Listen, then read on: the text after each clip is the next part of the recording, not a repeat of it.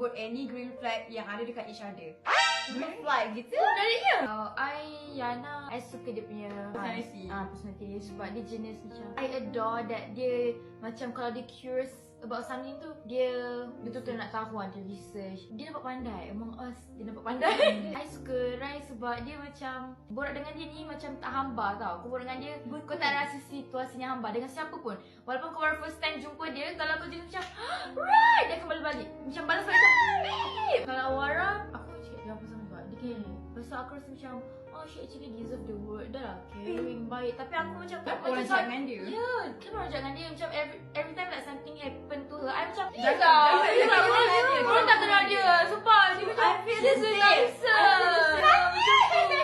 Aku macam janganlah buat dia. Dia baik, korang kenal dia. Aku ingat lagi kat Bali kan. Aku peluk dia kat dia nak nangis. Aku peluk dia, aku cakap you are so young but you are going Wih, so much. Aku bilang dengan dia. Nanti show. Tak sangka pula jawapan aku touching.